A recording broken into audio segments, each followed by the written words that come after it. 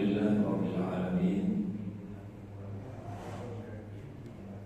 Nahmaduhu wa nasta'inuhu wa nastaghfiruh wa na'udzu billahi min shururi anfusina wa min sayyiati a'malina. May yahdihillahu fala mudilla lahu wa may yudlil fala hadiya lahu.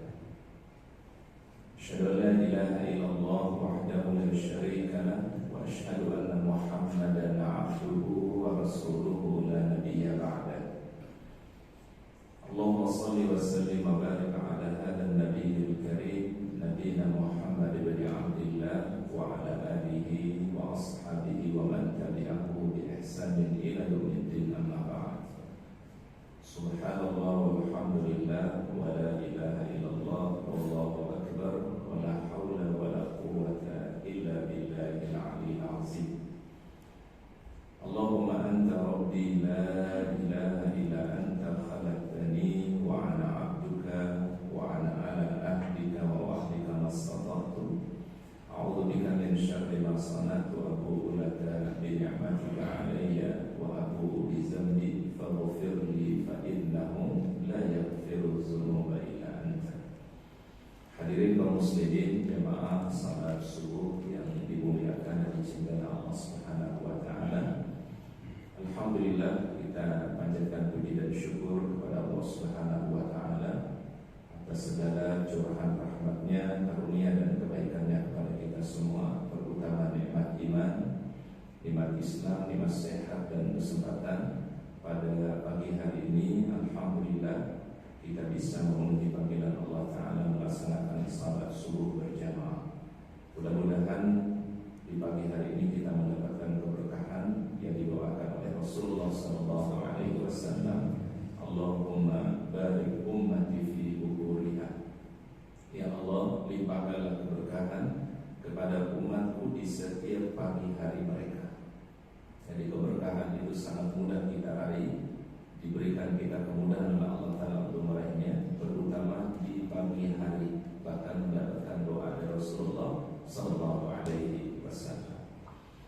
Hadirin yang dirahmati Allah Subhanahu wa taala, sebelum kita memasuki pada kajian kita atau kajian rutin Rabu pagi, ada satu doa yang juga biasa dibaca oleh Rasulullah SAW di pagi hari, di mana Rasulullah SAW mengatakan, Allahumma ma asbaha bi min ni'matin aw bi ahadin min khalqika faminka wahdaka la syarika lak falakal hamdu walakal syukur. Fadilah dari kalimat ini, sabda Rasulullah, barang siapa yang membaca di setiap pagi harinya atau di sore harinya, Allahumma ma asbaha bi min ni'matin, ya Allah, tidaklah ada nikmat yang ada pada diriku, au bi ahadin min khalqika, atau nikmat itu ada pada hamba-hambamu, faminka wahdaka la syarika lak, maka semua nikmat itu bersumber darimu ya Allah. Falakal hamdu, maka engkaulah yang layak untuk dipuji, walakal syukuru, dan hanya kepada engkaulah kami bersyukur. Maka Rasul mengatakan, kalau dibaca doa ini di pagi hari atau di sore hari, faqad adda syukrahu, seseorang telah menunaikan kesyukurannya kepada Allah Subhanahu wa taala. Maka Rasulullah membaca di pagi hari dan juga beliau membaca di sore hari, dengan harapan mudah-mudahan menjadi hamba yang mensyukuri nikmat Allah Subhanahu wa taala. Doa ini ada di zikir pagi dan juga di zikir sore, ya. Ada disebut juga dengan al-ma'thurat, ya. Al-ma'thurat itu isinya sama, zikir pagi dan zikir apa? Sore, atau doa pagi hari, doa sore hari. Pada kesempatan hari ini kita akan melanjutkan bahasan kita, yaitu pada Kitabul Ghusli, yaitu bahasan mengenai mandi, ya. Kalau bab yang awal, ya, yaitu Kitabul Wudu, sekarang kita masuk pada bahasan Kitabul Ghusli, ya. Jadi al-ghuslu itu artinya adalah mandi, ya. Wal aslu fi hadhil tahara, asal daripada bersuci ini, yaitu bersuci dengan mandi. Berarti bersuci bisa dengan dua cara, ya. Bersuci dengan wudu dan juga bersuci dengan apa? Mandi. Dasar hukumnya adalah qauluhu ta'ala, firman Allah Ta'ala di dalam Al-Quran, wa in kuntum junuban fattahharu, ya. Wa in kuntum junuban fattahharu, ya. Dan jika kalian dalam keadaan junub, fattahharu, maka lakukanlah bersuci, ya. Kalimat yang digunakan oleh Allah adalah kalimat perintah fi'il amr, fattahharu, ya. Maka bersucilah kalian, yaitu maksudnya adalah lakukan mandi janabah, ya. Baik, jadi kalau perbuatannya atau kondisinya disebut dengan junub, ya. Kalau perbuatannya disebut dengan mandi janabah. Jadi kalau kondisi orang itu hadas besar disebut dengan junub, tetapi perbuatan mandinya disebut dengan janabah. Dibedakan ya Pak? Ada junub, ada apa? Janabah. Jadi kalau junub itu lebih kepada kondisinya, tapi kalau janabah, mandi janabah itu adalah perbuatannya. Wal kalamul muhib bi qawaidiha yanfasiru ba'da al-ma'rifati biwujubiha wa 'ala man tajib. Dan pembahasan yang terkait dengan kaidah-kaidah taharah terbatas setelah mengetahui kewajiban daripada taharah, wa 'ala man tajib, dan kepada siapa wajib bertaharah tadi, wa ma'rifatu ma bihi tuf'al, dan mengetahui ya apa saja yang perlu dilakukan selama apa taharah tadi, wa huwal ma'ul mutlaq, yaitu adalah air yang mutlak, fi thalathati abwab, ya. Ini terbagi bahasannya menjadi 3 bab, ya. Jadi bab mandi ini terbagi menjadi 3 bab lagi oleh para ulama. Bab pertama adalah fi ma'rifatil amal fi hadhihi taharah, mengetahui apa saja yang dilakukan terkait tentang taharah tersebut, yaitu tentang mandi janabah tersebut. Wa tsani fi ma'rifati nawaqid hadhihi taharah, apa saja yang membatalkan daripada taharah tersebut. Wal bab as-salis, bab yang ketiga, fi ma'rifati ahkami nawaqid hadhihi taharah, apa saja yang membatalkan daripada taharah tersebut. Fa amma 'ala man tajib, maka adapun orang yang diwajibkan untuk melakukan taharah tersebut, fa'ala kulli man lazimathu shalat, maka itu diwajibkan bagi orang-orang yang memiliki keharusan untuk menunaikan salat. Berarti artinya orang yang balik, orang yang aqil, orang-orang yang Islam, ya. Wala khilafa fi zalika, dan tidak ada perbedaan para ulama di dalam hal tersebut, ya. Jadi yang wajib melakukan janabah atau mandi janabah tadi adalah orang-orang yang mereka wajib atau memiliki keharusan menunaikan apa? Salat, ya, karena nanti janabah ini ada hubungannya dengan salat. Kalau orang tidak bersih atau tidak suci dari hadas kecil ataupun hadas besar, maka la tasihhu salat, ya, tidak sah banyak salatnya. Berarti ini ada kaitannya secara langsung dengan ibadah salat. Wa kadzalika la khilafa fi wujubiha wa dalailu dzalika dalailu wudu bi'ainiha. Dan tidak ada perdebatan para ulama pada masalah kewajiban daripada taharah tersebut, dan dalil-dalilnya adalah sama dengan dalil-dalil yang ada di wudu. Jadi dalil yang ada pada masalah mandi janabah itu juga adalah bagian daripada dalil-dalil yang ada di mana? Di dalam bab wudu. Wa qad dzakarnaha wa kadzalika ahkamul miyah wa qad taqaddama al-qawlu fiha. Jadi sebagiannya kata para ulama telah disinggung pada bab-bab sebelumnya. Baik, disebutkan oleh para ulama, ya, al-mas'alatul ula, ya, pada masalah yang pertama terkait mengenai mandi janabah. Ikhtalafal ulama'u, ya. Berbeda pendapat atau terjadi perbedaan pendapat. di antara kalangan para ulama, ikhtalafa ulama hal min syarti hadhihi at-taharah imrarul yad ala jami'il jasad kal hali fi taharati a'dha'il wudu am yakfi fiha ifadatul ma' ala jami'il jasad wa illa yumir yadayhi ala badanihi. Apakah ketika orang mandi janabah itu perlu orang itu melakukan tadlik? Tadlik itu artinya adalah digosok-gosok pada bagian badan yang dibasuh, atau cukup hanya mengguyurkan air saja? Kami ulangi sekali lagi, terjadi perdebatan para ulama atau perbedaan para ulama, apakah ketika mandi janabah ini adalah cukup orang itu adalah mengguyurkan air pada seluruh anggota badannya, mulai dari ujung kepala sampai ujung kaki, atau perlu juga untuk melakukan tadlik? Ya, tadlik kita banyak tadlik, digosok-gosok. Jadi selain diguyur air, tetapi juga badannya digosok-gosok supaya lebih sempurna basuhannya.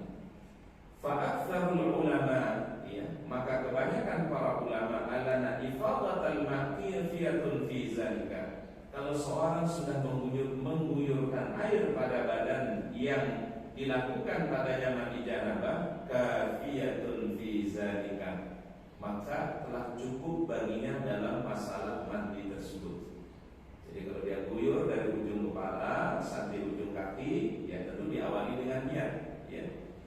Karena niat ini kan sesuatu yang menjadi syarat daripada ibadah, ya. Tentu kalau niat untuk berwudu lirafil hadasil asghar, ya, untuk menghilangkan hadas kecil. Tetapi kalau mandi janabah lirafil hadasil akbar, ya. Jadi ada al-hadasul asghar, ada al-hadasul akbar. Jadi kalau wudu niatnya adalah menghilangkan hadas kecil, tetapi kalau orang itu mandi janabah, maka niatnya adalah lirafil hadasil akbar, untuk menghilangkan hadas besar. Kemudian dia guyur, ya, air dari ujung kepala sampai ujung kakinya. Menurut mazhab yang pertama itu sudah cukup. Ya, jadi kalau orang sudah berniat, kemudian dia basuh atau guyur air dari ujung kepala sampai ujung kaki, maka itu adalah sudah apa? Sudah sah dia punya mandi janabah. Ya, seperti orang misalnya kalau dia mandi janabahnya di air pancoran misalnya, ya, dia berniat, kemudian dia guyur air dari ujung kepala sampai ujung kaki secara sempurna, maka sudah sah Pak? Sudah sah dia punya mandi janabah. Ya. Baik, wa dhahaba Malikun wa julla ashabihi wal Muzani min ashabihi asy-Syafi'i. Tetapi Imam Malik berpendapat, dan juga sebagian besar daripada mazhab Maliki wal Muzani, dan Imam Al-Muzani min ashabi Syafi'i, dari kalangan mazhab Syafi'iyah, ila annahu infadal mutatahhir mawdi' wudu'i yasillam yamur ilaihi anna qawlahu lam yakmul ba'du. Ya, jadi kalau menurut mazhab yang kedua ini adalah tidak hanya sekedar mengguyur air di badan ketika mandi janabah, tetapi diperlukan juga adalah melakukan tadlik. Tadlik itu artinya tadi digosok-gosok pada bagian badannya, baik pada bagian kepala, ya, ditadlik, ya, di sela-sela pada bagian kepalanya, kemudian juga pada seluruh anggota tubuhnya. Ini menurut mazhab yang kedua, ya. Nah, kalau disimpulkan oleh para ulama,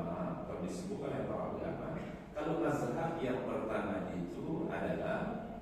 itu adalah standar untuk sahnya mandi janabah. Jadi kalau standarnya adalah kalau orang sudah berniat, kemudian dia sudah guyur air dari ujung kepala sampai ujung kaki, sahal ghuslu, sah dia punya apa? Mandi janabah. Tetapi mazhab yang kedua lebih kepada menyempurnakan, ya, lebih kepada apa? Menyempurnakan. Jadi melakukan yang rukun atau melakukan yang wajib, dan juga menambahkan dengan hal-hal yang disunnahkan oleh Rasulullah SAW. Ini nanti agak mirip pembahasannya dengan wudu. Apakah wudu itu cukup membasuh beberapa bagian saja atau lebih dari yang disebutkan di dalam Al-Quran? Karena kalau yang di wudu yang disebutkan pertama faghsilu wujuhakum, ya, membasuh wajah. Kemudian yang kedua wa aydiyakum ilal marafiq, membasuh tangan. Kemudian wamsahu bi ru'usikum, mengusap kepala. Kemudian yang keempat adalah wa arjulakum ilal ka'bayn, membasuh kaki. Berapa yang disebut oleh Allah Taala? 4. Membasuh wajah, membasuh tangan, membasuh kepala, termasuk telinga dalam hal itu. Kemudian yang terakhir apa? Kaki. Kalau orang sudah melakukan itu, ya kalau kita hubungkan dengan perbedaan para ulama ini, ya sah dia punya wudu. Tetapi ada sesuatu yang disunnahkan oleh Nabi, dicontohkan oleh Nabi untuk lebih menyempurnakan daripada wudu. Ya, di antaranya kita disuruh berkumur, istinsya, istinzar, ya, mengawalinya dengan bacaan basmalah misalnya. Hal itu semua adalah menyempurnakan daripada hal yang yang pokok tadi, ya. Jadi ada sesuatu yang dilakukan oleh seseorang kalau sudah memenuhi standarnya dasar. Tetapi sebagian ulama mengatakan alangkah baiknya menyempurnakan dengan sesuatu yang disunahkan oleh Rasulullah Sallallahu Alaihi Wasallam. Paham sampai sini apa ya? Ini berarti diri perbedaannya dengan apa? Bab masalah wudu. Jadi kalau kita kembali kepada masalah tentang mandi janabah ini, sebagian ulama mengatakan kalau dia sudah berniat, kemudian dia guyur air dari ujung kepala sampai ujung kaki, nah udah sah. Ya. Tapi kalau mazhab yang kedua mengatakan adalah dia dianjurkan tadlik. Tadlik itu adalah menggosok-gosok baik pada bagian kepalanya dan juga menggosok pada seluruh bagian tubuhnya. Wasababu ikhtilafihim, adapun yang menjadi sebab perbedaan para ulama, ishtiraku ismil husli, ya.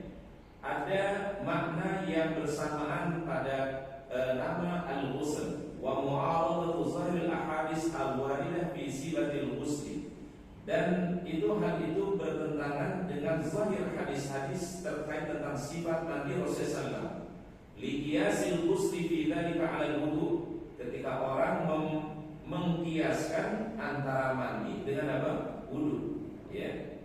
Walaika anal hadis as-sabitah. Adapun hadis-hadis yang terdapat dalam hal ini allati waradat fi sifati husni sallallahu pada tata cara mandinya Rasulullah sallallahu alaihi wasallam min hadis Aisyah wa Maimunah. Ya, ada dua hadis yang masyhur dalam hal ini, hadisnya Aisyah dan hadisnya Maimunah radhiyallahu anha.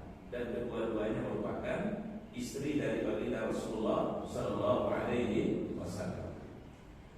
Laisa fi dzalika dzikru tadalluk. Ya, kalau di hadis Aisyah dan hadis Maimunah tidak ada penyebutan tadalluk. Tadalluk itu tadi artinya adalah menggosok-gosok, ya. Wa inna ma fiha ifadatul ma'i faqat. Yang disebutkan di hadis Aisyah dan hadis Maimunah hanya mengguyur apa? Air. Berarti kalau orang sudah mengguyur air dari ujung kepala sampai ujung kakinya, maka itu sudah sah dia punya mandi janabah. Fa fi hadis Aisyah, di hadis Aisyah radhiyallahu anha qalat. Ini Aisyah menceritakan tentang bagaimana mandi janabahnya Rasulullah. Karena Rasulullah SAW adalah Nabi SAW idza ghtasala minal janabati. Apabila beliau mandi janabah, ia bertabu fayagsilu yadayhi. Beliau mengawali dulu dengan membasuh tangan beliau dan disunahkan dibasuh sebanyak 3 kali. Jadi sebelum kita mandi janabah, maka disunahkan untuk membasuh tangan sebanyak berapa kali? 3 kali. Tsumma yufrigu bi yaminihi 'ala shimalihi, ya. Dia dahulukan bagian yang sebelah kanan di atas bagian yang sebelah kiri. Fayagsilu farjahu. Kemudian setelah itu beliau membasuh farajnya, ya. Faraj adalah kemaluannya, ya. Setelah membasuh tangan beliau sebanyak 3 kali, kemudian beliau membasuh kemaluannya, farajnya. Tsumma yatawaddau wudu'ahu lis-shalat. Kemudian beliau berwudu seperti wudunya untuk salat, ya. Berarti dari awal sampai akhir. Ya, ini dari hadis Aisyah radhiyallahu anha. Tsumma ya'khudhul ma' fa yudkhilu asabi fi usuli sya'ri. Kemudian beliau mengambil air, kemudian beliau mengguyur pada kepalanya sebanyak 3 kali dan di sela-sela pada kepalanya. Tsumma yufidul ma'ala jildihi kullihi, kemudian beliau guyurkan air pada seluruh anggota badannya. Ya, ini yang disebutkan di dalam hadis apa? Aisyah radhiyallahu anha. Kalau kita simpulkan di sini Nabi sallallahu mengguyurkan air, tidak disebut menggosok-gosok badannya atau tahlil. Wasifatul waridatu fi hadis Maimunah qaribatun min hada, ya. Dan sifat daripada mandi janabahnya Nabi sallallahu yang disebutkan di hadis Maimunah qaribatun min hada, dekat maknanya dengan hadis Aisyah. Berarti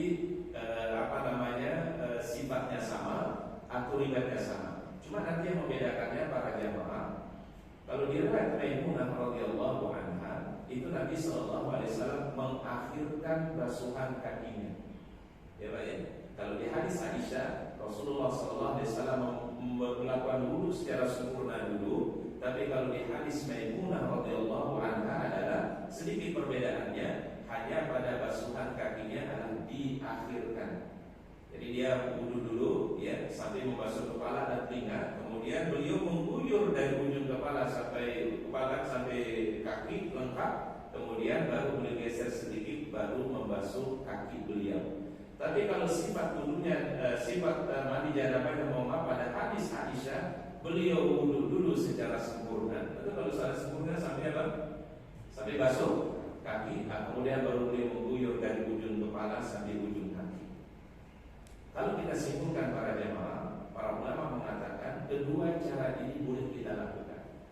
Baik cara mandi janabah sifatnya seperti riwayat Aisyah radhiyallahu anha, bagi mandi dulu secara sempurna, atau riwayat dari Maimunah radhiyallahu anha di mana Rasulullah itu ketika mandi janabah beliau akhirkan basuhan kaki beliau. Jadi basuhan kaki itu terpisah daripada basuhan-basuhan duduk sebelumnya, ya. Jadi beliau wudu dulu, tetapi wudunya belum sampai basuhan kaki, ya. Setelah membasuh kepala dan telinga, kemudian beliau mengguyur apa?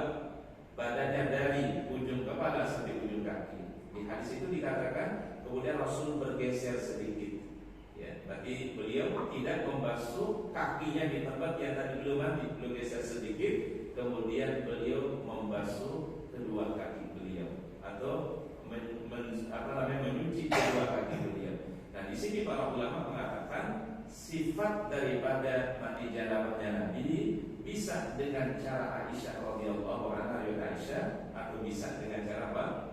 Maimunah radhiyallahu anha. Dan kedua-duanya para jamaah dicontohkan dan dilakukan oleh Rasulullah sallallahu alaihi wasallam. Berarti kita pahami yang begini, Pak. Rasul ketika mandi janabah dan dilihat tata cara oleh Aisyah, Aisyah meriwayatkan seperti yang dia lihat dari Nabi. Ya Pak ya.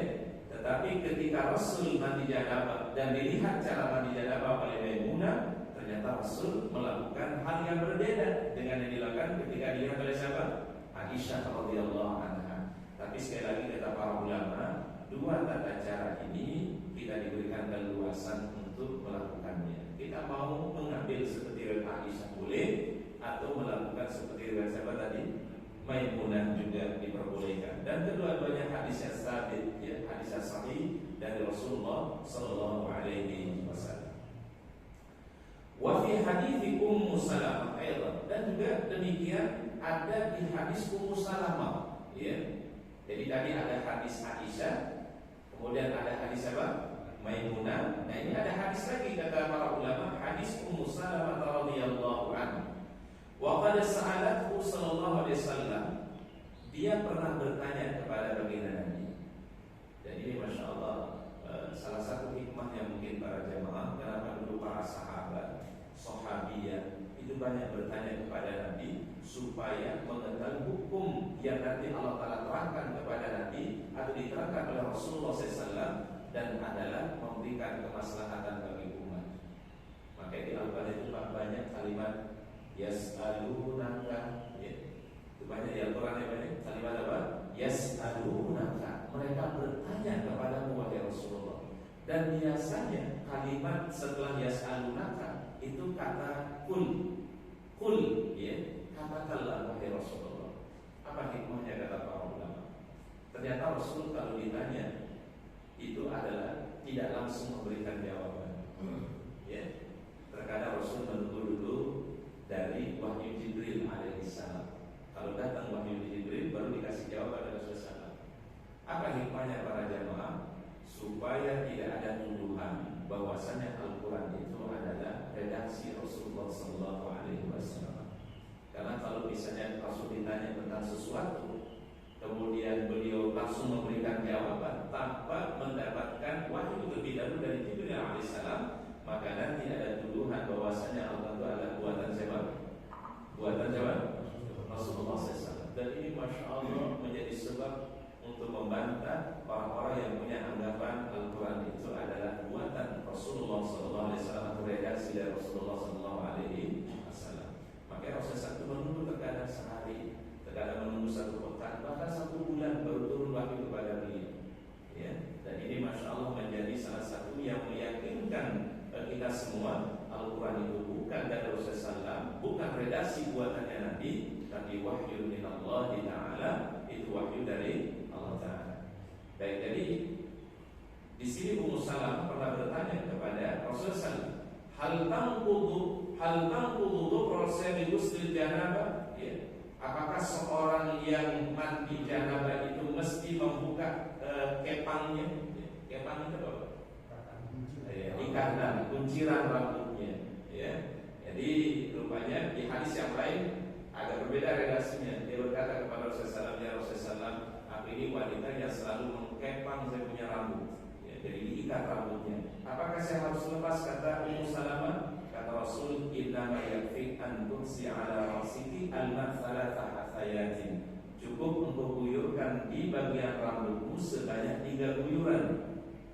Berarti Rasulullah SAW tidak meminta dia untuk apa? Membuka apanya? Kepangnya. Jadi cukup diguyur pada bagian rambutmu kata Rasul sebanyak 3 kali guyuran. Tsumma tufidi alaiki ma fa idza anti tatahurti. Kalau itu yang engkau sudah lakukan, maka engkau sudah sempurnalah basuhanmu atau bersucimu, saudara Nabi SAW. Dia guyur pada bagian kepalanya sebanyak 3 kali atau di atas rambutnya 3 kali. Kemudian dia guyur air itu pada seluruh anggota tubuhnya, maka itu sudah cukup engkau bersuci, kata Rasulullah sallallahu alaihi wasallam. Wa huwa aqwa fi isqati tadalluk min tilkal ahadits ukhra, dan ini yang lebih kuat untuk menggugurkan kewajiban menggosok badan ketika mandi janabah. Ya, jadi riwayat-riwayat inilah yang dipakai oleh mazhab yang pertama. Karena mazhab yang pertama tadi mengatakan tidak perlu apa? Menggosok-gosokkan badan, cukup diguyur aja. Tetapi mazhab yang kedua, Imam Malik, Imam Syafi'i mengatakan alangkah baiknya, alangkah afdalnya kalau orang itu melakukan tadbik supaya lebih apa? Lebih sempurna atau lebih afdal basuhannya. Baik, kemudian berikutnya di sini dijelaskan oleh para ulama, ajma'al ulama'u, telah menjadi kesepakatan para ulama, ya. Anna sifat at-taharat al-warid min hadits Maimunah wa Aisyah hiya akmalu sifatiha.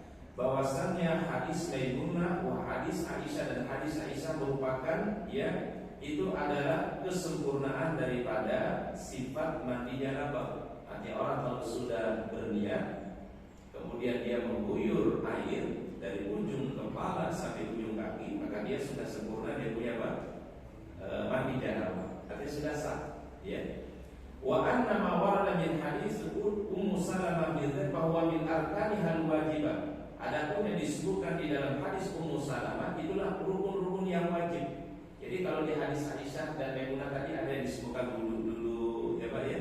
Kemudian beliau mohon maaf, beliau tadi Rasulullah SAW menyucikan faraj beliau, kemaluan beliau. Itu sebenarnya menjadi kesempurnaan daripada hal yang pokok, ya. Misalnya kalau orang itu hanya memenuhi rukun dan mengguyur air dari ujung kepala sampai ujung kaki sudah cukup. Tapi kan kita kepingin kalau ibadah itu lebih sempurna. Itulah makna doa itu sebenarnya, Allahumma ja'alni minat tawwabin wa ja'alni minat mutatahhirin. Ya Allah, jadikanlah aku orang-orang yang bertaubat dan jadikanlah aku berlaku orang-orang yang apa? Selalu dalam keadaan bersuci, menyempurnakan bersucinya. Berarti kalau menyempurnakan bersuci berarti dia lakukan hal yang wajib dan juga melakukan hal yang apa? Disunnahkan oleh Rasulullah Sallallahu Alaihi Wasallam. Maka di sini para ulama ya memberikan satu kesimpulan bagaimana tata cara daripada mandi janabahnya Rasulullah Sallallahu Alaihi Wasallam. Cara yang pertama kata para ulama, ini mungkin tidak disebutkan di dalam kitab ini, tapi disimpulkan oleh para ulama. Tata cara mandi janabah pertama Rasulullah SAW tentu diawali pertama dengan apa? Niat. Ya. Innamal a'malu binniyat. Semua amal itu tergantung daripada niat kita. Maka setiap kita ibadah kita awali dengan niat. Kalau dia berwudu tadi niatnya di raf'il hadasil asghar untuk menghilangkan hadas apa? Kecil. Kalau dia itu mandi janabah berarti niatnya apa? Di raf'il hadasil akbar untuk menghilangkan hadas yang besar, hadasul akbar. Kemudian para ulama menyebutkan cara yang kedua Rasulullah SAW adalah beliau mencuci tangan beliau terlebih dahulu sebanyak 3 kali. Jadi basuh tangan beliau, disucikan tangan beliau sebanyak 3 kali. Ya. Kemudian setelah itu beliau yang ketiga membersihkan kemaluan dan juga mungkin ada kotoran-kotoran yang ada di badan seseorang itu dibersihkan. Ya. Kemudian setelah itu, ya beliau membersihkan tangannya lagi, boleh menggunakan sabun atau cukup dengan basuhan air. Ya. Jadi setelah dia membersihkan kemaluan beliau, beliau membasuh lagi tangannya, membersihkan lagi. Ya sekarang alhamdulillah kita bisa lebih sempurna lagi dengan apa? Dengan sabun atau dengan apa namanya pembersih. Ya. Kemudian setelah itu beliau berwudu, ya berwudu sama seperti wudunya untuk salat. Ya tentu dimulai dari berkumur, istinsyaq, istinthar, ya membasuh wajah, kemudian membasuh tangan, kemudian mengusap kepala dan telinga. Yang tadi sedikit perbedaannya adalah pada hadis Aisyah dan hadis Maimunah radhiyallahu anha. Kalau di hadis Aisyah tadi Rasul wudu secara sempurna. Arti dalam arti kata wudu seperti sholat berarti dimulai dari tadi berkumurnya tadi sampai basuh kaki. Itu hadis mana? Aisyah. Ya.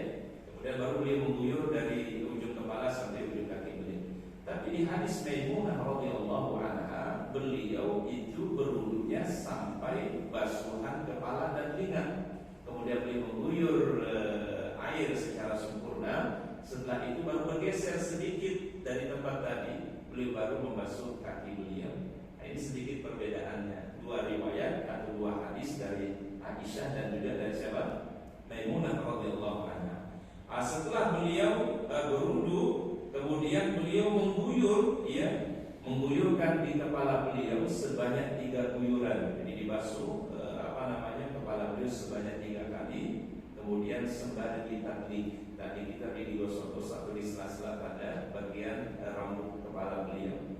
Kemudian berikutnya beliau membasuh ya badan beliau secara rata dimulai dari bagian yang sebelah kanan, kemudian melakukan basuhan bagian yang sebelah kiri, diguyur secara rata. Dimulai dari yang sebelah kanan, kemudian dimulai dari yang kemudian sebelah yang kirinya. Kemudian Rasulullah SAW yang meratakan kembali basuhan dari ujung kepala sampai ujung kaki. Nah, ini diantara sifat daripada mandi janabah yang baginda Rasulullah SAW, dan juga beliau tidak lupa untuk menyela-nyela ya pada jari kanan, juga menyela-nyela pada jari apa? Kaki beliau. Jadi supaya basuhannya lebih afdal atau lebih sempurna. Sekali lagi para jamaah, sebagian ulama adalah ada yang tadi hanya mencukupkan yang rukun saja, tapi ada yang menambahkan dari rukun. Ya Pak ya. Jadi kalau melakukan yang rukun saja sampai ibadahnya apa? Sah. Ya. Tapi kalau dia tambahkan dengan hal yang disunnahkan atau dengan hal yang dianjurkan oleh Nabi, maka ini adalah apa? Afdal. Nah, itu tadi penjelasan atau gambaran umum bagaimana tata cara mandi janabah yang Rasulullah. Masalah yang kedua, al-mas'alah tsaniyatu, an-niyatu fil ghusli. Bagaimana berniat ketika mandi? Ikhtalafu hal min syuruti hadhihi an-niyah apa? Apakah niat itu menjadi syarat mandi janabah atau tidak? Kakhtilafihim fil wudu, sama seperti perbedaan para ulama dalam masalah wudu. Fadhahaba Malikun wa Syafi'i wa Ahmad wa Abu Thawr wa Dawud wa ashabu ila anna niyata min syurutiha. Bagi jumhur ulama, mayoritas ulama, Imam Malik, Imam Syafi'i, Imam Ahmad, Abu Thawr, Abu Dawud Az-Zahiri mengatakan niat itu merupakan syarat daripada mandi janabah. Wa dhahaba Abu Hanifah, tetapi pendapat Imam Abu Hanifah ila anna tujizu bi ghairi niyatin. Orang yang mandi janabah itu adalah cukup dia lakukan mengguyurkan air dari ujung kepala sampai ujung kaki bi ghairi niyatin, tanpa mesti diawali dari apa? Niat. Karena dia sudah guyur air dari kepala sampai ujung kaki itu sudah mandi. Ya. Jadi kalau Imam Abu Hanifah lebih melihat kepada perbuatan, ya. Tapi kalau Imam Malik, Imam Syafi'i, Imam Hambali, segala perbuatan mesti tidak dahulukan dengan apa? Ya, biasa mah kayak gini nanti perbedaannya Pak. Ketika orang berwudu kemudian dia berangkat ke masjid, berarti tujuannya untuk sholat berjamaah ke masjid. Kalau menurut Imam Abu Hanifah, ya berarti kalau orang sudah ambil air wudu kemudian dia ke masjid, berarti tujuannya apa Pak? Sholat. Nah, tidak mesti dibersihkan dalam hati niatnya. Ini menurut Imam Abu Hanifah. Tetapi kalau menurut mazhab yang lain, Imam Maliki, Imam Syafi'i, Imam Hambali, Dawud Az-Zahiri mengatakan yang niat itu merupakan syarat dalam ibadah kepada Allah Subhanahu wa taala. Ya, jadi sebenarnya perbedaannya tipis-tipis saja Pak. Ya. Kalau para ulama jumhur mengatakan ya orang mesti membersihkan dia punya tujuan niat, ya. Makanya kata Imam Syafi'i apa? Saya selalu berniat, kata Imam Syafi'i, baik dalam diam saya, bergerak saya, makan, minum, saya niatkan karena Allah. Jadi kata Imam Syafi'i rahimahullah ta'ala. Karena kenapa kata beliau? Berapa banyak perbuatan yang kelihatannya duniawi tetapi bisa mendapatkan pahala dari Allah kalau diniatkan. Berapa banyak perbuatan yang kelihatan yang mubah. Mubah itu apa? Hal-hal yang sifatnya boleh dilakukan, makan, minum, istirahat, olahraga, ya. Itu kan hal-hal yang mubah itu, Pak. Tapi dia akan berubah menjadi ibadah kalau diniatkan, ya, untuk menunjang fisik kita supaya segar untuk ibadah, supaya lebih kuat ibadah. Karena niat baik itulah kemudian menjadi sebab dia berpahala di sisi Allah Subhanahu wa taala. Maka nanti para ulama akan memberikan penjelasan, Pak. Niat itu punya 3 tujuan. Tujuan yang pertama, niat itu membedakan ibadah yang wajib dengan ibadah yang sunnah. Apa yang membedakan ibadah yang wajib dan ibadah yang sunnah? Niat. Ya. Kayak sholat subuh misalnya. Sholat subuh 2 rakaat. Tetapi sholat sunnah sebelum sholat subuh, yaitu 2 rakaat fajar, juga 2 rakaat. Apa yang membedakan antara 2 rakaat yang pertama dengan 2 rakaat berikutnya? Niat. Ya. Nah, ini yang menguatkan pendapatnya jumhur. Ya, jadi niat itu membedakan antara yang wajib dengan yang sunnah. Fungsi yang kedua niat kata para ulama supaya membedakan antara ibadah dengan kebiasaan, sesuatu yang rutin kita lakukan. Pasti beda antara mandi biasa dengan mandi janabah. Ya, Pak, ya? Walaupun sama-sama mengguyur air di seluruh badan dari ujung kepala sampai ujung kaki, tapi apa yang membedakannya? Yang satu niatnya di raf'il hadasil akbar, yang satunya adalah dia mandi supaya bersih badannya, ya, supaya dia lebih nyaman untuk ibadah kepada Allah. Apa yang membedakannya? An-niyat, ya, niat. Walaupun sama-sama mengguyur air dari ujung kepala sampai ujung kaki. Yang membedakannya adalah kata para ulama niat. Fungsi niat yang ketiga, dan ini masya Allah yang menjadi keutamaannya niat, kata para ulama, orang bisa menggabungkan beberapa kebaikan, beberapa niat kebaikan, tapi pekerjaannya satu. Ya, kalau dalam kaidah fikih namanya ta'addud dunia di amalin wahid. Menggabungkan beberapa niat-niat kebaikan, tapi pekerjaannya satu. Satu dikerjakan, satu perbuatannya, tapi niatnya lebih dari satu. Contoh kata para Apabila orang ada di majelis taklim atau di majelis ilmu, tidak diniatkan hanya duduk di majelis ilmu, tapi bisa diniatkan lebih dari itu. Apa niat yang lain misalnya? Niatnya adalah yaitu beriktikaf dari waktu subuh sampai waktu syuruk. Jadi kita pagi hari ini thalabul ilmi, kemudian juga apa? Kemudian i'tikaf. Yang ketiga ada niat yang ketiga kata para ulama, silatul ukhuwah, ya, menyambung ukhuwah Islamiyah, ya. Menerapkan apa yang ada dalam Al-Qur'an, innamal mu'minuna ikhwatun. Maka ketika dia punya niat-niat yang baik tadi, pekerjaannya satu, waktunya sama, tetapi niatnya lebih daripada satu, maka Allah Ta'ala akan memberikan kebaikan sesuai dengan niat-niat baik tadi. Innamal a'malu binniyat. Masya Allah, satu pekerjaannya tetapi punya niat-niat yang bagus, niat-niat yang baik, Allah Ta'ala kasih kebaikan sesuai dengan niat kita. Di sini nanti kemudian juga boleh dilakukan ketika orang melakukan amalan-amalan yang sunnah, saatnya berbarengan atau waktunya berbarengan, boleh diniatkan beberapa kebaikan. Contoh misalnya ada orang yang puasa sunnah hari Senin, tetapi berketepatan hari itu adalah Ayyamul Bid. Bisa terjadi Pak? Bisa, ya. Maka boleh dia meniatkan dia puasa hari Senin dan juga di dalam puasa Ayyamul Bid tunaikan. Allah Ta'ala berikan kebaikan sesuai dengan apa yang menjadi niatnya. Atau ketika sholat misalnya kita lagi masuk masjid, iqamah tinggal 3 menit, ya, iqamahnya tinggal berapa menit Pak? 3 menit. Kalau kerjakan tahiyatul masjid, kerjakan sholat wudu, kerjakan qobliyah, agak kekejar nih Pak. Ya, banyak yang mau kerjakan sholat, tinggal sholat tahiyatul masjid, sholat wudu, sholat qobliyah, agak kekejar 3 menit. Maka gimana caranya kata para ulama? Boleh dia niatkan dia salat misalnya qabliyah subuh, dia niatkan itu sebagai tahiyatul masjid, dia niatkan juga sebagai salat sunnah wudu. Ta'addudun niyat di amal wahid namanya Pak, ya. Apa maknanya Pak? Ta'addudun niyat di amal wahid, menggabungkan beberapa niat-niat kebaikan tapi di amal wahid. Pekerjaannya berapa Pak? Satu, ya. Nah, jadi disinilah tadi perbedaannya para ulama. Kalau Imam Malik, Imam Syafi'i, Imam Ahmad, Abu Thawr, Daud, ashabu anna niyata min syurutiha, syarat daripada taharah atau mandi janabah dalamnya.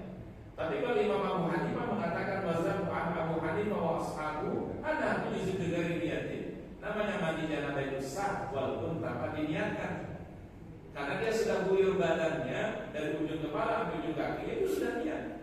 Ya, mungkin kalau kita lihat Imam Abu Hanifah ini sederhana saja gitu. Ya, beliau orang sudah menjadi sesuatu yang memang inti daripada ibadah itu, maka itu sudah bagian daripada apa? Niat. Ya. Kal hali fil wudu indahu, sama seperti perbedaannya di dalam hal wudu. Karena di dalam wudu juga Imam Abu Hanifah pendapatnya sama. Di dalam wudu Imam Abu Hanifah tidak perlu niat. Ketika orang sudah membasuh wajahnya, membasuh tangannya, mengusap kepala, telinga dan kaki, itu sudah wudu, ya. Tidak mesti disertai dengan apa? Niat. Ini menurut Imam Abu Hanifah. Mereka tadi di mukadimah dikatakan perbedaan yang ada di dalam masalah mandi janabah ini ada kaitannya dengan perbedaan yang ada di dalam masalah wudu. Wasabahu ikhtilafihim fil tuhri bi'ainihi sababu ikhtilafihim fil wudu. Ya, sebab perbedaan para ulama dalam masalah bersuci janabah ini adalah sama sebab perbedaannya ketika terkait masalah wudu. Wa qad taqaddama zalika, dan hal itu sudah pernah dibahas oleh para ulama dalam bab yang disebut dengan babul wudu, pada bab yaitu wudu. Baik, kemudian berikutnya al-mas'alatus sadisah. Masalah yang ketiga, al-madmadatu wal istinsyaq fil ghusli. Apakah berkumur dan istinsyaq? Istinsyaq itu adalah menghirup air ke dalam hidung, itu di dalam ghusli. Ikhtalafu fil madmadati wal istinsyaq fi hadhihi tahara aidan. Di dalam masalah madmadah berkumur dan istinsyaq dalam masalah mandi janabah itu terjadi perbedaan sama seperti perbedaannya di dalam masalah wudu, ya. Hal huma wajiban fiha amla, apakah itu suatu yang wajib atau tidak? Ya. Fazahaba qaumun ila annahuma ghairu wajibaini fiha. Sebagian pendapat ulama mengatakan madmadah istinsyak itu bukan menjadi wajib atau tidak mesti dilakukan. Tapi cukup tadi mengguyur apa? Air saja. Saja dia guyur air saja, tidak perlu melakukan madmadah istinsyak dan seterusnya. Wazahaba qaumun ila wujubiha, tapi sebagian kaum mengatakan dianjurkan untuk melakukan madmadah dan istinsyak. Seperti di hadis tadi adalah hadis Aisyah radhiyallahu anha dan juga hadis Maimunah radhiyallahu anha. Dan di situ disebutkan Nabi SAW melakukan wudu sama seperti wudunya berapa untuk salat. Walaupun tadi ada sedikit perbedaan Pak. Pada masalah apa Pak? Pada masalah kalau hadis Aisyah itu adalah wudunya sempurna dulu, kalau hadis Maimunah tidak. Kalau hadis Maimunah basuhan kakinya itu diakhirkan. Tapi dua redaksi hadisnya sama, yaitu ada Rasulullah melakukan wudu sebelum melakukan mandi janabah. Baik, wallahu a'lam bishawab. Mungkin itu yang bisa kita bahas beberapa poin ya, dari mandi janabah ini tentu belum tuntas ya Pak ya, karena belum nanti terkait takhlil awas ya, bagaimana menyela-nyela rambut atau kepala dalam masalah mandi janabah. Baik, wallahu a'lam bishawab. Semoga Allah Ta'ala memberikan ilmu yang bermanfaat. Allah Ta'ala menambah wawasan kita, menambah pemahaman kita, dan mudah-mudahan kita diberikan istiqamahan oleh Allah Subhanahu wa Ta'ala. Baik, mungkin sebelum kita akhiri ada yang mau bertanya Pak? Mana dulu kita kan biasanya ya. Silakan Pak. Assalamualaikum warahmatullahi wabarakatuh. Waalaikumsalam. Ini dalam hal mandi janabah. Kita misalnya pakai kencing, apakah dilakukan sebelum dulu atau nanti sudah selesai? Kemudian yang kedua, kalau seseorang punya penyakit prostat itu misalnya ya, dia kencingnya itu menetes misalnya, tidak tuntas. Bagaimana hukumnya? Wallahu a'lam bishawab. Pertama adalah kalau orang memang kepingin buang air kecil dulu sebelum mandi janabah boleh, ya. Mungkin dia lakukan tadi sebelum dia basuh, mohon maaf, faradnya kemampuannya boleh dia kencing dulu, ya. Kemudian dia berburu dulu. Atau kasus yang lain misalnya di tengah-tengah mandi janabahnya dia pipis, bisa terjadi Pak. Lagi guyur badan gitu ya, lagi gosok-gosok badan, keluar pipisnya, ya. Maka tentu wudu pada saat itu hukumnya batal. Maka nanti setelah mandi janabah dia ulangi lagi wudunya untuk sholatnya, kalau dia mau sholat misalnya. Baik, kemudian yang kedua adalah bagaimana hukumnya seseorang yang mengalami prostat. Dalam bahasa Arab atau dalam bahasa fikih namanya salasul baul. Salasul baul itu orang yang tiba-tiba keluar pipisnya karena mungkin ada penyakit yang dia miliki. Dalam hal ini kata para ulama, kalau orang yang mengalami salasul baul, maka sebelum dia sholat dianjurkan untuk melakukan pengamanan. Artinya boleh menggunakan apa Pak? Mungkin bebas ya. Kalau ada sesuatu yang keluar di tengah dia sholat, yufa'anhu ya. Yufa'anhu kan dimaafkan. Dan itu sesuatu yang tidak bisa dihindarkan ya. Karena orang kalau sudah mengalami salasul baul itu nggak ngapa-ngapain, itu keluar tipis ya Pak ya. Tentu adalah la yukallifullahu nafsan illa wus'aha. Tapi saran para ulama adalah kalau bisa waktu dia sholat digunakan bebas untuk mengamankan supaya jangan najis yang mungkin mengenai pada pakaiannya ketika dia sholat. Tentu itu adalah sesuatu yang dia miliki kemampuannya, itulah batas kemampuannya. Maka kata para ulama, yufa'anhu, dimaafkan. Ya, bila di tengah-tengah sholatnya mungkin keluar dia punya tadi pipis dan seterusnya. Wallahu a'lam bishawab. Baik, mungkin ini yang bisa kita bahas pada kesempatan hari ini. Ada yang lain? Masyaallah, silakan. Niat itu diucapkan atau bagaimana? Ada niat itu harus diucapkan, baik, atau cukup di dalam hati, atau ada redaksi khusus, atau bagaimana? Itu aja. Baik. Para ulama sepakat yang empat mazhab ya, Imam Abu Hanifah, Imam Malik, Imam Syafi'i, Imam Hambali. Niat itu fil qalbi. Niat itu di mana? Hati. Namun di dalam mazhab Syafi'i diperbolehkan talaffuzun niyati, melafazkan niat. Supaya kenapa? Supaya antara ucapan dengan hati itu sinkron. Ya, maka Imam Syafi'i itu adalah menganjurkan talafuz bin niyah, melafazkan niat. Sebagaimana halnya orang melafazkan niat ketika dia berhaji, melafazkan niat ketika dia umrah. Maka dalam mazhab Syafi'iyah adalah dianjurkan seorang talafuz bin niyah. Tetapi sepakat para ulama ya Pak, ya namanya di mana Pak? Haji. Cuma melafazkan itu supaya menguatkan saja, ya, supaya apa yang terucapkan ini dimantapkan juga di dalam. Tapi apakah orang kalau nggak melafazkan niat sah dia punya ibadah sah? Ya, jadi yang melafazkan niat atau tidak dilafazkan niat itu kedua-duanya sah. Karena ulama sepakat wan niyatu mahalluhal qalbu. Ya, niat itu letaknya di mana? Tetapi sebagai ulama ada yang menganjurkan untuk dilafazkan, kemudian ada ulama yang tidak menganjurkan untuk dilafazkan, cukup di dalam hati saja. Kalau dalam mazhab Syafi'i itu lebih rinci niatnya Pak. Ya, contoh misalnya dalam sholat aja Pak, itu rinci sekali niatnya. Usolli, bisa kasih subuh ya. Usolli, apa usolli? Saya salat. Fardu, ya as-subhi, sholat subuh. Supaya membedakan antara sholat yang wajib dan sholat apa? Sunnah. Kemudian rakaataini, berapa rakaat? 2 rakaat. Mustaqbilal qiblah, mengarah ke mana? Qiblat. Adaan dilakukan di dalam waktu yang telah ditetapkan oleh Allah. Karena kalau sholat dilakukan di luar waktunya hanya qadaan. Adaan. Dia sebagai imam atau makmum. Kalau dia jadi imam, imaman. Kalau dia jadi makmum, makmuman lillahi ta'ala. Sedemikian rincinya di dalam mazhab Syafi'i dalam masalah niat. Karena kenapa?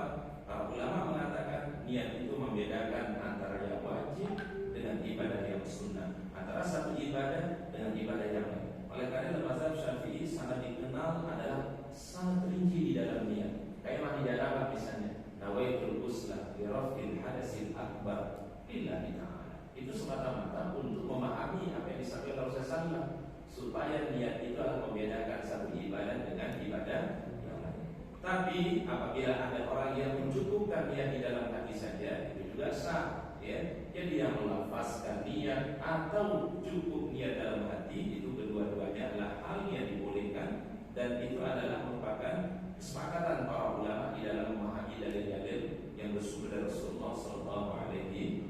Jadi kalau mazhab Syafi'i itu Pak sekedar untuk memudahkan saja. Tapi kalau memang sudah terbiasa, misalnya sudah rutin, sudah biasa, ya udah niat cukup di mana Pak?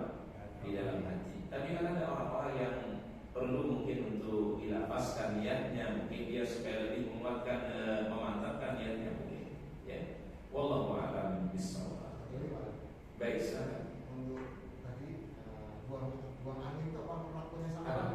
Buang angin. Oh, termasuk buang angin. Apakah termasuk juga sama pelakunya yang tadi yang mungkin kita sengaja tadi kan? Sebentar-bentar kentut kita.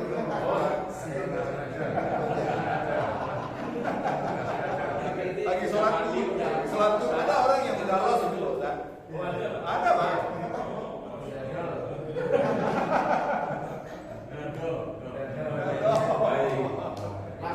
Orang yang ngalamin seperti yang orang yang prostat tadi salah sundau. Ada orang yang tiba-tiba lepas terus dia punya banyak angin. Dimaafkan Allah. Karena nggak mungkin mohon maaf buang angin keluar lagi wudhu. Nanti masuk lagi keluar angin lagi wudhu lagi sholat lagi. Itu adalah masyarakat bagi yang bersangkutan. Tapi kalau orang normal Pak, normal nggak ada penyakit, nggak ada masalah. Kalau buang angin di tengah-tengah sholat, ya batal dia punya sholat. Mesti diulangi apa? Wudhunya. Ini kondisi ini mungkin kondisi yang nadir namanya. Kalau dalam fikih itu nadir. Nadir adalah kondisi-kondisi tertentu darurat yang dialami oleh sebagian orang. Ya. Baik, wallahu a'lam bishawab. Mungkin tidak kita bisa bahas pada pertemuan hari ini. Kita tutup dengan kafaratul majelis. Subhanallah wa bihamdika, asyhadu an la ilaha illa anta, astaghfiruka wa atubu ilaik. Assalamualaikum.